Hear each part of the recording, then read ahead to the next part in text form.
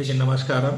So ఇవాళ మన వర్షాకాలం ఎక్కువ అవుతుంది. లాస్ట్ మూమెంట్లో కూడా మన దగ్గర అన్ని వర్షం ఎక్కువ అవుతుంది. దానిలో వర్షాకాలం ఉన్న తర్వాత మనకి వర్షాకాలం నుంచి వచ్చే రోగాలు రోగాలు అంటే main flu, viral flu, cold cough రావడం, దగ్గు ఉండడం, కంటిన్యూస్గా కఫ్ ఉండడం.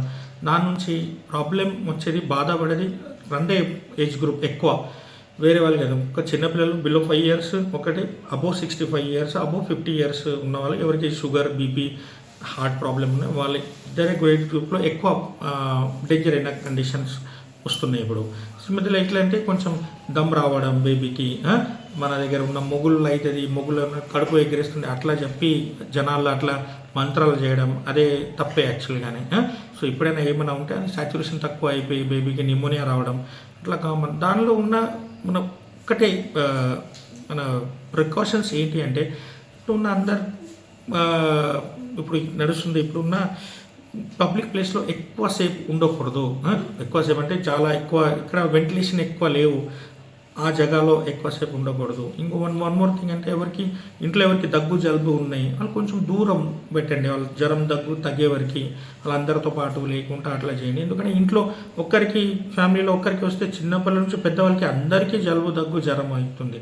సో ఒకసారి మన కోవిడ్లో ఎట్లా చేసినాం, చిన్నగా ఇది కొంచెం జలుబు వాళ్ళు కొంచెం దూరం పెట్టండి, వాళ్ళు కొంచెం తిండి కొంచెం కరెక్ట్గా పెట్టండి, అట్లా చేసి బెటర్ అవ్వచ్చు. సెకండ్ ఇంపార్టెంట్ థింగ్, క్లోదింగ్ మంచిగానే తీసుకోండి, పిల్లలకి బయట పంపేయకండి. ఇప్పుడు దోమలు అవుతుంది, డెంగ్యూ కూడా వచ్చే అవకాశాలు ఉన్నాయి. అంత సివియర్గా డెంగ్యూ లేదు కాబట్టి వస్తే దానికి కంపల్సరీ అడ్మిట్ అవ్వాలి, అట్లా అనవసరంగా అది ఇది.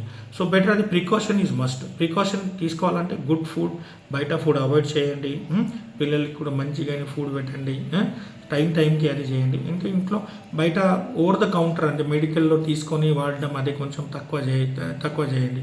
ఏమైనా ఉంటే, ఏదేమైనా చిన్నగానే ఉంటే మీకు అనిపిస్తే ఓకే నిజంగానే ఇది కొంచెం ఎక్కువ దగ్గుతుంది, ఎక్కువ దమ్ తీసుకుంటుండే బేబీ, కడుపు ఎగిరడం అట్లా అయితే దానికి తొందరగానే వచ్చి హాస్పిటల్ వచ్చి ట్రీట్మెంట్ చేసుకోండి. ఎంత తొందరగా వస్తే ట్యాబ్లెట్ టానిక్ నుండి తగ్గిపోవచ్చు. లేట్ చేస్తే దానికి రిలేటెడ్ నిమోనియా కావచ్చు. ఇప్పుడు వైరల్ నిమోనియా చాలా కామన్ అయింది. 10 out of 3-4 members పిల్లలకి వైరల్ నిమోనియా వస్తున్నాయి. ఆ మీరు నిమోనియా రాకుండా చూడాలంటే ఒక్కటే పని, చిన్నగా జలుబు దగ్గు ముక్కు పట్టేసినప్పుడు ఉన్నప్పుడు డాక్టర్కి చూస్తే వాళ్ళకి తెలిసిపోతుంది. మీకు కొంచెం తొందరగా ఇమీడియట్గా రిలీఫ్ చేయడానికి ఇస్తే దానికి రిలేటెడ్ అయింది.